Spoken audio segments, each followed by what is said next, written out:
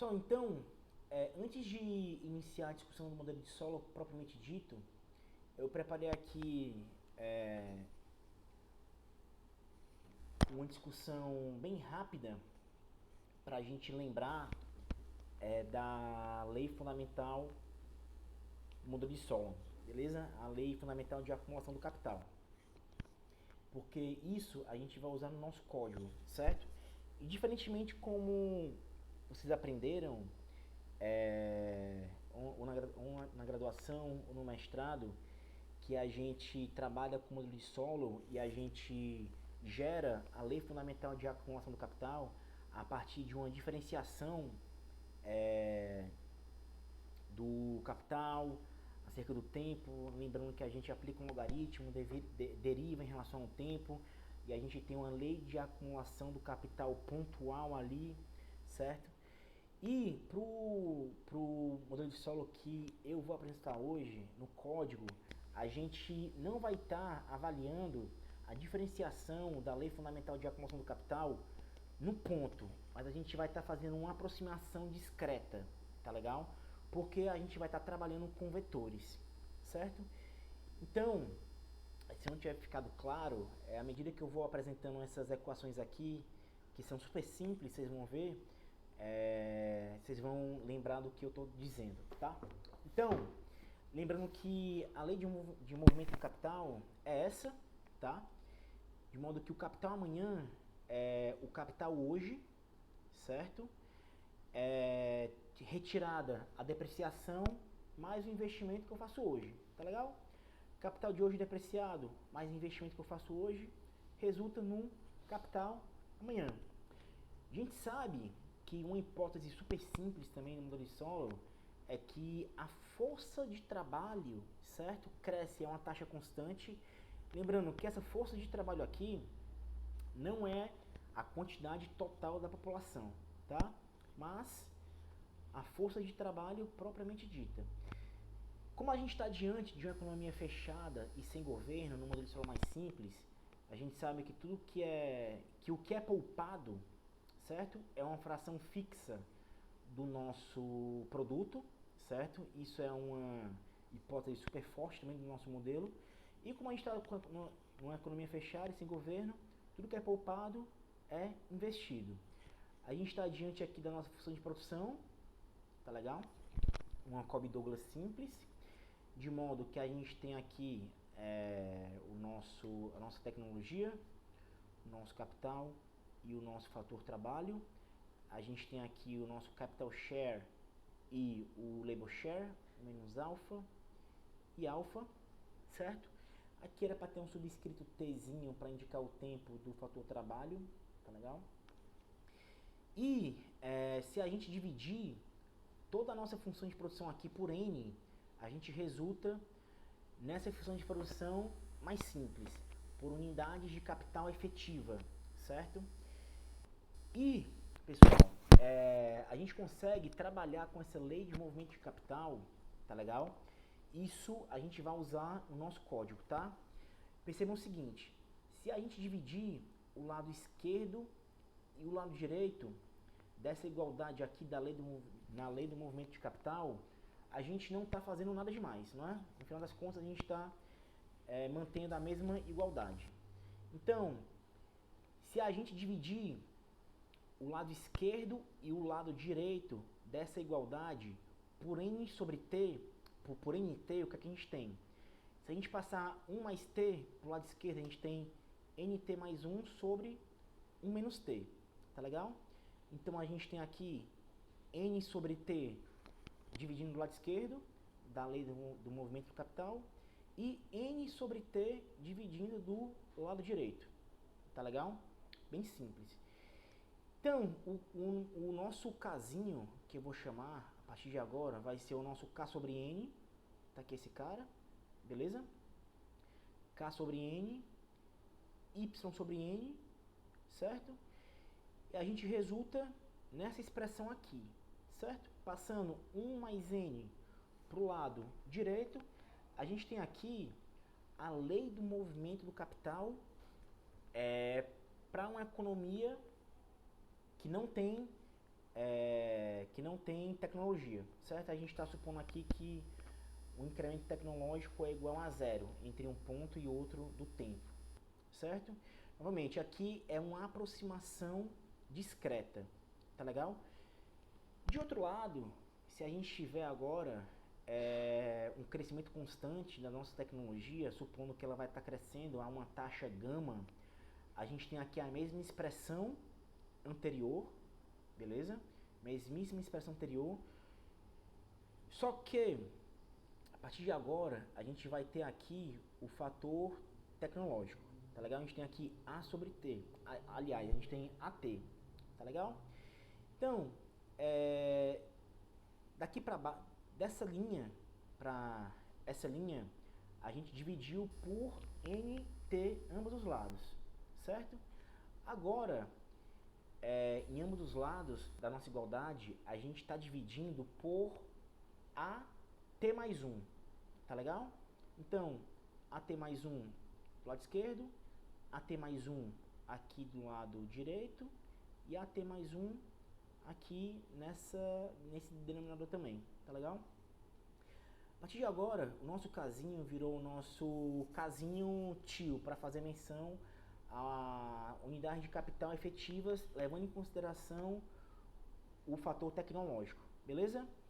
Rearranjando esses termos, a gente tem agora a lei do movimento do capital com tecnologia feita uma aproximação discreta, tá legal? Então a gente tem aqui lei do movimento do capital sem tecnologia e aqui lei do movimento do capital com tecnologia, beleza? E a gente vai trabalhar apenas com esse cara aqui de baixo no código. Quando a gente quiser inserir tecnologia no nosso modelo, basta a gente dar um valor para o nosso gama, tá legal? Então vamos lá.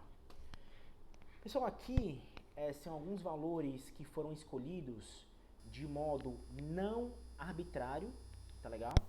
Aqui o nosso capital inicial de 1959 dos Estados Unidos, tá legal? Isso aqui é o estoque de capital fixo, certo? Isso aqui tem no material que eu compartilhei com vocês. Aqui, para também 1959, é a quantidade de população economicamente ativa nos Estados Unidos em 1959, era em torno de 123 milhões, e o PIB americano de 1959 era em torno de 521,7 bilhões também, beleza? Bilhões para o PIB e bilhões para o estoque de capital fixo. Vamos lá, a gente tem aqui o nosso capital share, que é o nosso alfa, que é padrão da literatura ser igual a 1 sobre 3, né? 0,33. A nossa depreciação, o nosso fator fixo de poupança, que aqui a gente está supondo ser igual a 17,4%, que é a média de 1959 até 2016, a gente pode checar nesse link. A gente tem também o incremento da população economicamente ativa de 1959 até 2016 dos Estados Unidos. A gente pode checar nesse link aqui do Federal Reserve. Aqui a gente tem o acréscimo do nosso fator tecnológico, que a gente está supondo inicialmente que ele seja igual a zero. A gente tem aqui o número de períodos que a gente vai estar simulando a nossa economia, certo? A gente vai estar simulando a nossa economia durante 100 anos. E aqui, por fim, como a gente tem o capital inicial, que K underline 1959, a gente tem o nosso PIB inicial, a gente tem a quantidade de trabalho inicial. Então, a gente rearranjando esses termos, a gente pode ter o fator tecnológico inicial da nossa economia, beleza? Então, o fator tecnológico para 1959 da economia americana era 2,83, tá legal? Aqui, nessa próxima sessão, a gente vai estar criando 3 vetores. Nosso vetor de capital, por unidades efetivas, nosso casinho, o nosso Nzão e o nosso fator tecnológico, o nosso A. E a built-in function que vocês conheceram, zeros, que vai estar criando um vetor de zeros com 100 entradas, 100 linhas e uma coluna. Nessa linha de código, a gente vai estar dando um valor inicial para o nosso casinho, certo? Que vai ser o nosso casão de 1959 sobre o nosso Nzão de 1959. A nossa primeira entrada do nosso Nzão e a primeira entrada do nosso fator tecnológico, tá legal? Então, nosso Azão aqui, a gente ainda não alterou esse valor, tá legal? Tampouco alteramos o valor inicial do nosso casinho, nem o valor inicial do nosso Nzão, certo?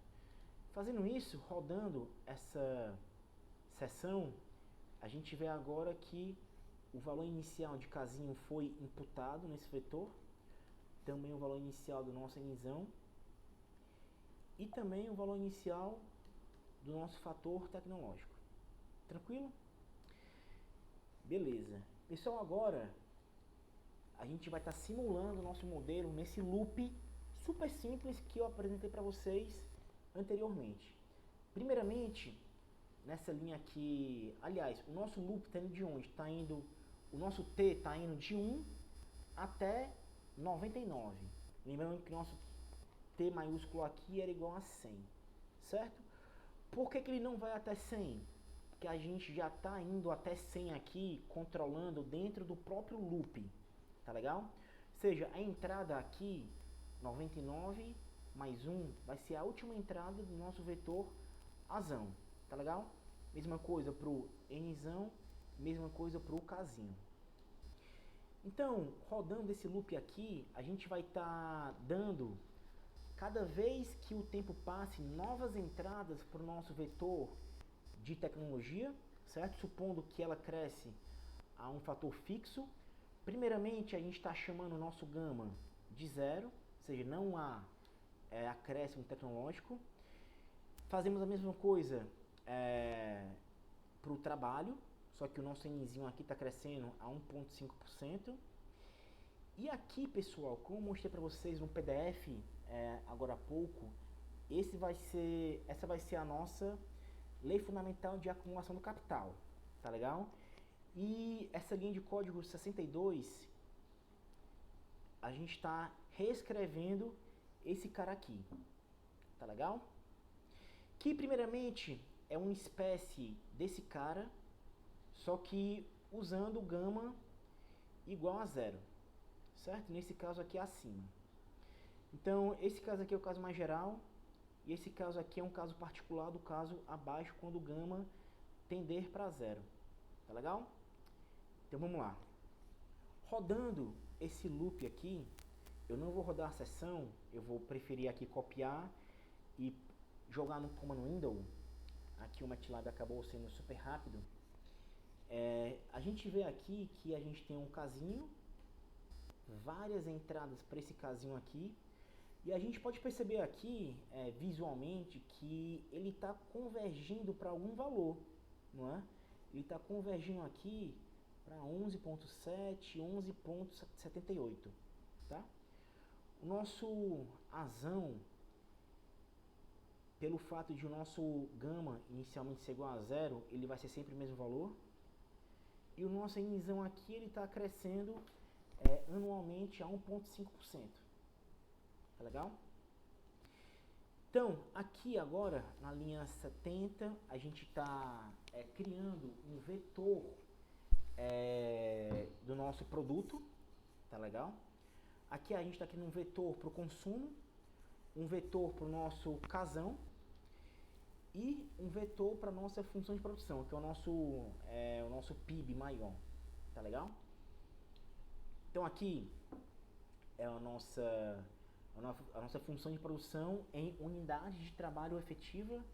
Aqui é o nosso consumo em unidade de trabalho efetivo também. Aqui é o nosso estoque de capital propriamente dito. E aqui é a nossa produção, certo? E cada um desses caras aqui serão vetores com 100 entradas. tá legal? Sem entradas aqui de C, sem entradas de Y pequeno, sem entrada de Y grande e assim por diante. Casão também. As linhas 75 e 76 é a primeira derivada da nossa função de produção em relação ao capital e em relação ao trabalho, tá legal? É a nosso salário e a nossa taxa de juros, tá legal? Então vamos plotar esses gráficos, certo? Bora plotar aqui, primeiramente, vamos aqui criar uma nova seção, bora chamar aqui de figura 2. E aqui, figure 1, plotting the graphs. Aqui, figure 2, certo? Vamos lá. E o que é que essas linhas de comando aqui, subplot, ela faz? Ao invés de plotar tudo dentro do mesmo gráfico, o que o subplot faz é plotar também plotar gráficos separados, porém adjacentes, de modo que o produto final seja a mesma figura. Tá legal? Vamos rodar e ver como é que fica.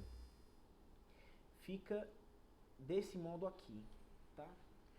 O primeiro subplot é o capital sobre trabalho, lembrando que estava convergindo de fato para um valor específico, 11,78, certo? O nosso produto também aqui está convergindo, certo?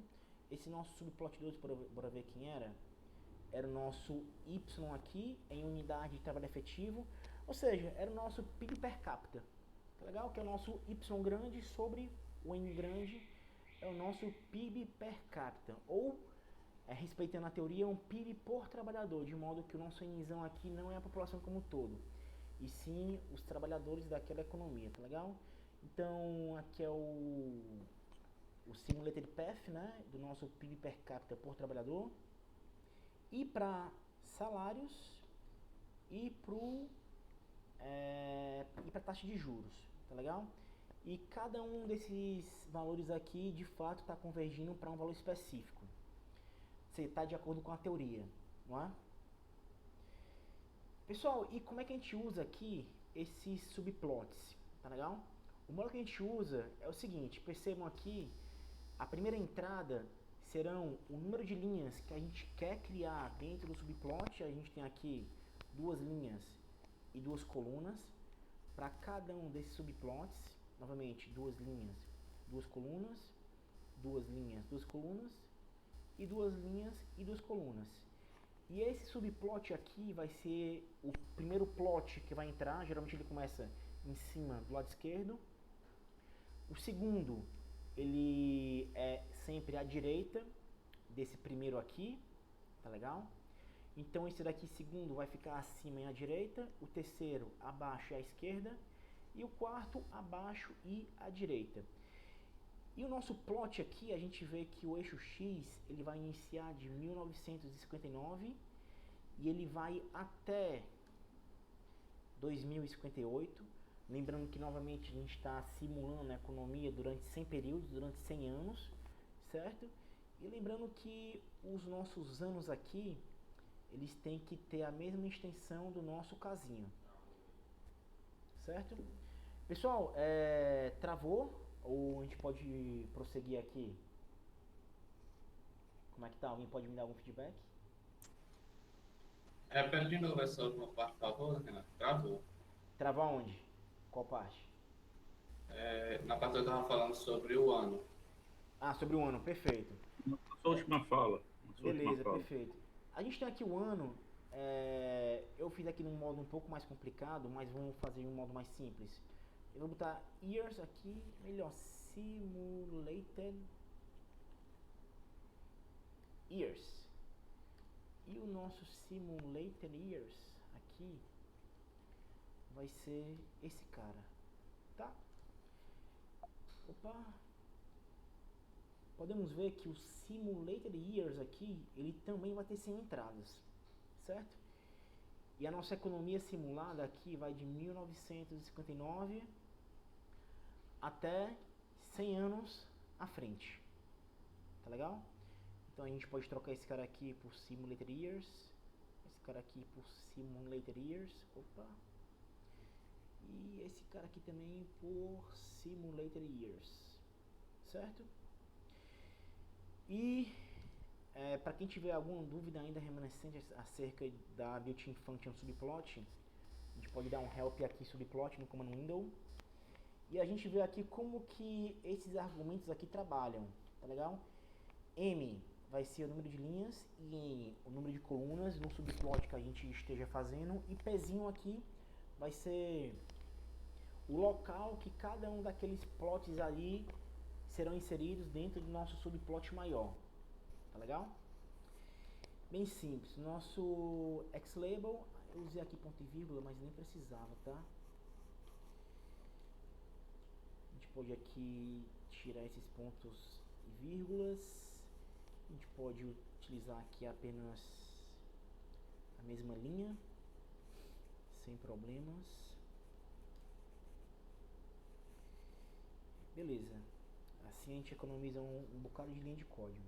Então a gente tem aqui novamente nosso xlabel e os nossos ylabel. Xlabel sempre serão os nossos anos.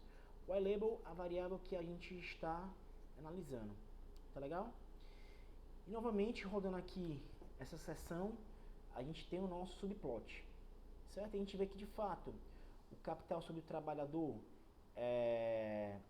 seja, o estoque de trabalho sobre o estoque de capital sobre o estoque de trabalho vai convergir para um valor específico, assim como o estoque de produto sobre o estoque de trabalho vai convergir para um valor fixo, assim como os salários e a taxa de juros, certo? Então, a gente está respeitando aqui a teoria. A gente pode plotar também... Renan, Pode falar. caso eu queira exportar esses gráficos, qual a opção que eu utilizo? Qual comando você utiliza? Uhum. Cara, é um comando super difícil. É um comando aqui salvar um disquete. E a gente pode salvar aqui em JPG, PDF, PNG. Tá legal? O comando inicial que o MATLAB nos propõe que nós salvemos as figuras é o comando .fig, certo? Essa extensão é para ler figuras dentro da interface do MATLAB, tá? E a gente pode controlar aqui, antes de salvar, a gente pode fazer várias alterações com o próprio cursor do mouse, por exemplo, tá? Vamos lá. Novamente, aqui axis tight é para fazer menção que os eixos fiquem, que não haja perda nos eixos, certo? A gente pode jogar aqui como um comentário e ver como ficaria sem essas linhas de código, tá legal? A gente vê que fica um pouquinho feio, certo? Os plots, tá? Utilizando o comando axis tight, a gente vê que a menos sobra, tá legal? Tanto no eixo X quanto no eixo Y. Vamos lá, o segundo plot que a gente tem aqui, a gente tem os anos simulados, tá legal? Para o nosso PIB como um todo e para o logaritmo do nosso PIB também, certo? Lembrando que o nosso Y grande é a nossa função de produção com o estoque de capital avaliado juntamente com o estoque de trabalho avaliado na nossa função de produção, tá legal? Lembrando que a nossa função de produção aqui, o nosso fator tecnológico é sempre o mesmo para todos os anos. É sempre aquele valor 2.8309. Então vamos lá. Jogando esses valores aqui, a gente consegue ver que o Simulated Time Path do nosso PIB real, ele está crescendo, tá legal? Ele não tem quedas aqui como deveria ter, né, se a gente estivesse diante do PIB real dos Estados Unidos, porque esse aqui é o resultado do nosso modelo, certo? E aqui é o gráfico acima, idêntico, só que avaliado em logaritmo natural. Pessoal, mas como que a gente consegue comparar o nosso modelo com os dados reais? Existe alguma possibilidade de a gente fazer isso? Existe, certo? Para isso, a gente tem aqui, e só para ficar claro, todos esses valores aqui iniciais do nosso modelo, eu peguei, eles não foram ad hoc, certo? Esses caras aqui, eles não caíram do céu, eu peguei dessas referências, tá legal? Só para ficar mais amarrado aqui a nossa discussão. Então vamos lá. Aqui agora, nessa última sessão, a gente tem um resultado super legal, tá? A gente tem aqui esse cara, GDPC1.dat. A gente pode ver aqui quem é ele. Eu peguei aqui o que? Na primeira coluna a gente tem um ano, na segunda coluna a gente tem aqui o trimestre respectivo, certo? Essa terceira coluna aqui não faz menção a nada, e a quarta coluna é o PIB real dos Estados Unidos, e a gente vai transformar esse PIB em reais, aliás, em dólares, tá legal? De 1959, para ficar equiparável ao nosso modelo, tá legal? Então, novamente, aqui é o PIB dos Estados Unidos em bilhões, em dólares de 1959, ou será que está em valores correntes? Deixa eu ver aqui. Não, está em valores correntes, tá legal? E a gente transforma aqui em valores de 1959. Certo? Ah, não. Desculpa, pessoal. Ele realmente está em valores de 1959, tá legal? Ele está em valores reais. Só que a gente vai fazer um escalonamento de modo a normalizar esses valores para o PIB de 1959, certo? Então, o que a gente está fazendo aqui é o seguinte: a gente está inicializando essa base de dados, tá legal? A gente fazer aqui load gdpc1.dat. A gente criou aqui uma matriz, o nosso workspace, tá legal? Essa linha de código aqui, T1, a gente vê qual é a extensão em número de linhas desse nosso data frame. Aqui a gente está lendo cada uma das colunas desse data frame. Na primeira coluna é um ano, segunda coluna o mês, e a terceira coluna é o dia, tá legal?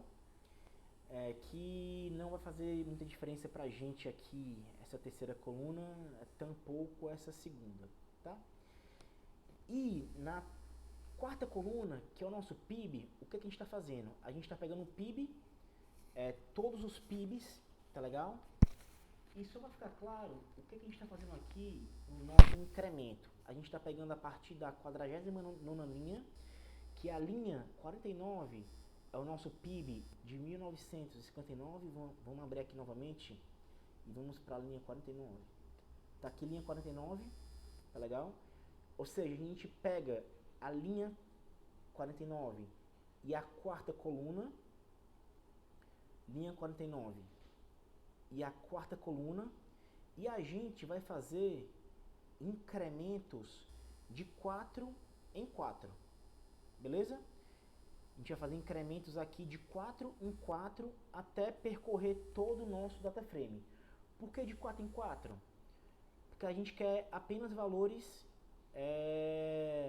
do PIB naquele momento, certo? Então a gente vai pegar aqui o PIB dos Estados Unidos de 1959, PIB dos Estados Unidos aqui do primeiro trimestre de 1960, 1961 e assim por diante, tá legal? A gente passa sempre 4 linhas abaixo para a gente não repetir o ano. A gente fecha aqui, beleza. Aqui aqui a gente está dividindo todas essas entradas pelo PIB de 1959, tá legal? Que é a 49ª linha e a 4ª coluna, certo? Ou seja, a gente está normalizando os valores para 1959 e a gente está multiplicando pela primeira entrada do nosso PIB, do nosso modelo, tá legal? Para a gente tornar os nossos modelos equiparáveis. Lembrando, o nosso PIB inicial do nosso modelo era da ordem de 521,7, certo? Tranquilo. Então, a gente roda esse cara aqui. Nosso T2 aqui é a extensão do nosso PIB real aqui, tá legal? E nessa linha de código, o que é que a gente vai estar fazendo na nossa figura 3? A gente vai estar rodando... Cadê? Pronto. Para ficar mais interessante, vamos separar esses dois caras aqui. Here. Beleza. Bora separar esses caras de modo que a gente bota aqui um hold on. E aqui plot. Hold off. E aqui vamos dizer que vai ser azul. Tem um parêntese a mais. Opa. Aqui. Opa. Só um minutinho. Pronto. Foi. Vamos rodar aqui e ver o que acontece. Pessoal, o que a gente tem, bora aumentar aqui o nosso line width 2.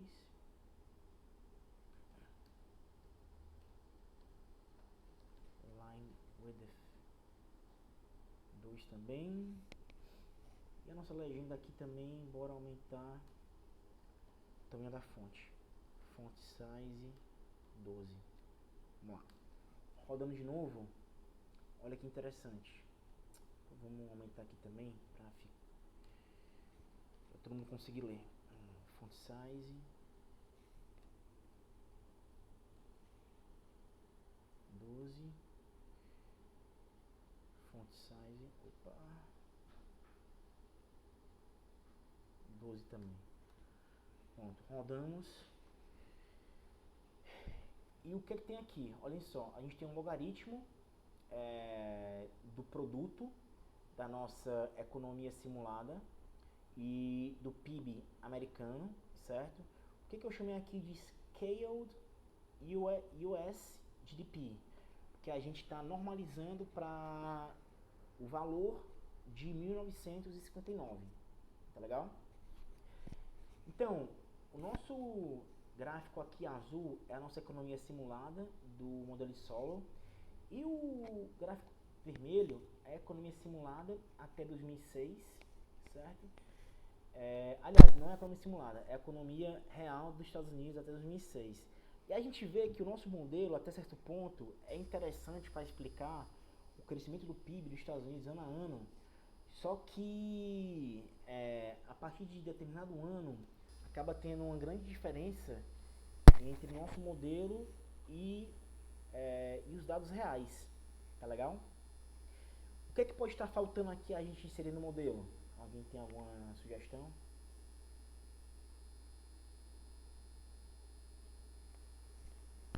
Nada, pessoal. Ninguém tem nenhuma sugestão aqui do que inserir no modelo para tornar esses dois caras mais próximos? Incremento tecnológico seria? Poderia ser um incremento tecnológico, não é? E a gente conseguiria inserir aqui o incremento tecnológico de uma forma mais, como eu posso falar, de uma forma mais inocente, certo? De modo que esse crescimento tecnológico poderia cair do céu, e de fato vai cair do céu dos dois modos. Ou então, a gente poderia fazer, sabe o que, pessoal? A gente poderia fazer o seguinte, a gente poderia inserir crescimento tecnológico nessa economia, e a gente poderia escrever um algoritmo de modo que a gente poderia gerar vários loops, certo?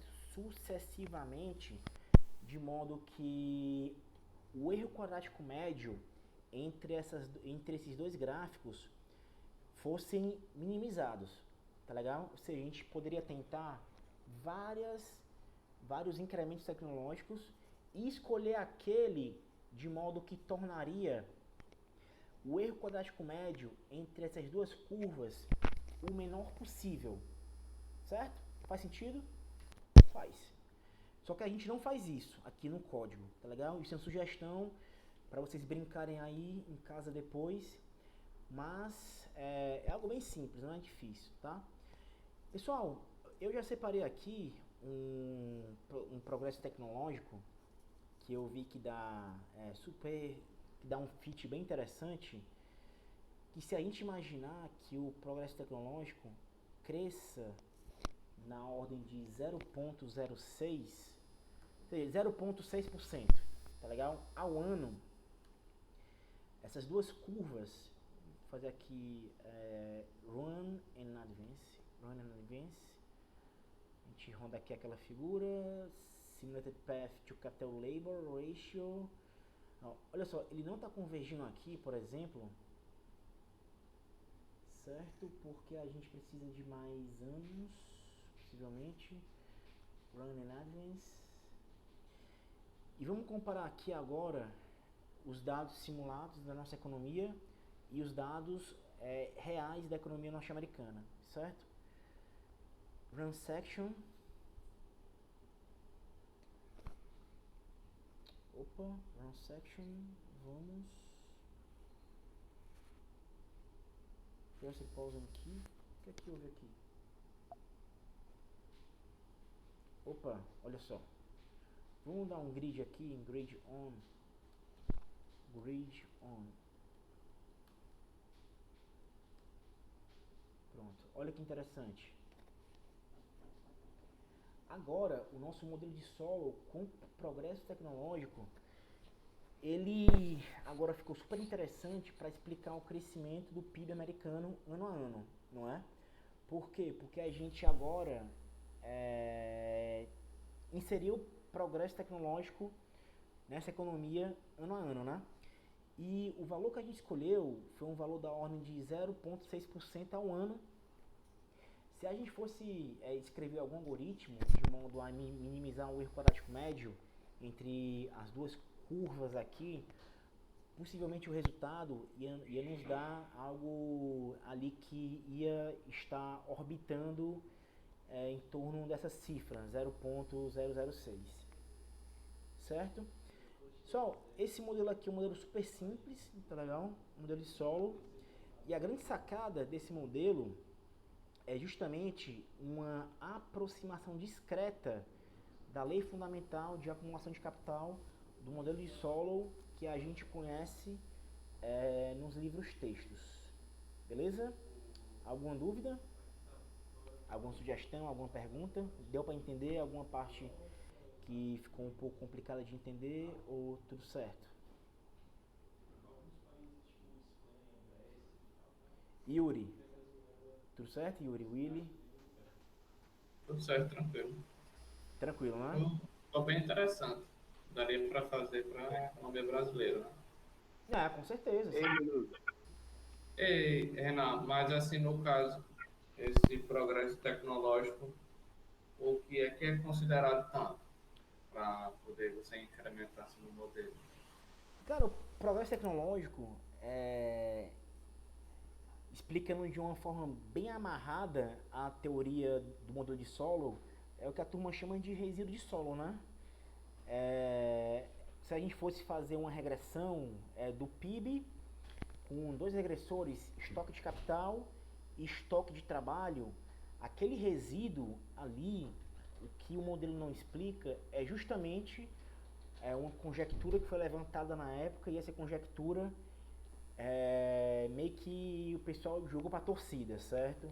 Ó, isso aqui é um resíduo, vamos chamar de resíduo de solo, e possivelmente é o progresso tecnológico que a gente não está levando em consideração aqui no nosso modelo, tá? E a partir daí, né, aqui é um modelo de crescimento tecnológico exógeno. Os modelos de crescimento endógeno, que vocês vão ver possivelmente em macro 1 eu acho, fizeram avanços de modo a conseguir explicar esses pontos que ficaram frouxos, né, na teoria do modelo de solo. Mas, em suma, é como se fosse algo do tipo, certo? É um resíduo de solo que é conhecido no modelo com essa denominação. Alguma outra dúvida, pessoal? Deu para entender a sugestão para vocês tentarem construir um algoritmo de modo a diminuir o erro quadrático médio, minimizar a distância entre cada um dos pontos dessa curva, certo? Isso poderia ser um exercício bem interessante que vocês poderiam fazer, tá legal? Porque vocês viram que eu particularmente escolhi um valor, o nosso gama igual a 0.006, de modo que essas duas curvas aqui ficaram bem próximas uma da outra, tá legal? Pessoal, é isso. Se ninguém tem nenhuma dúvida a mais, a gente pode encerrar a gravação por aqui, tá legal? Eu vou encerrar a gravação. Quem estiver assistindo a versão gravada, até mais. Qualquer dúvida pode deixar nos comentários.